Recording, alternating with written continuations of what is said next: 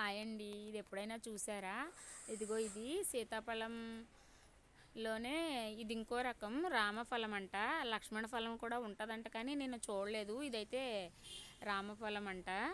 మా ఫ్రెండ్ వాళ్ళ ఇంటి దగ్గర చెట్టు ఉంటే తను తీసుకుంది, కానీ రమ్మనంటే వెళ్ళామండి. మా ఆయన గారిని చెట్టు ఎక్కించి ఇవన్నీ కొయిపించాను. ఇది లోపల సీతాఫలకాయ టైప్లోనే ఉంటుంది, కానీ లోపల గుంజు ఎక్కువగా ఉంటుంది. గింజలు మాత్రం చిన్న చిన్నగా ఉంటాయండి. తింటే మాత్రం చాలా టేస్ట్ ఉన్నాయి. నేనైతే మేము చాలా ఇష్టంగా తిన్నాము. ఇవి మా పిల్లలకి నాకు చాలా ఇష్టం. ఇది ఇంకా ముగ్గాలి, కొంచెం పచ్చిగా ఉంది.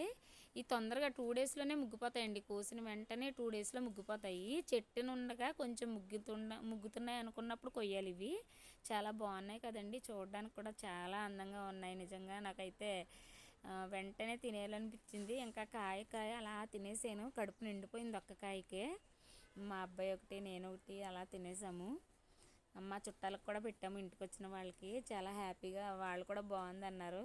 ఇది తింటే చాలా బెనిఫిట్స్ ఉన్నాయండి. సీతాఫలం ఎంత బెనిఫిట్స్, ఇది కూడా సేమ్ అలాంటిదే కాబట్టి దానివల్ల కూడా బెనిఫిట్స్ ఎక్కువ. ఇందులో గుంజు కూడా ఎక్కువగా ఉంటుంది. ప్లీజ్ అండి, ఈ వీడియో నచ్చితే లైక్ చేయండి, షేర్ చేయండి, సబ్స్క్రైబ్ చేయండి ప్లీజ్.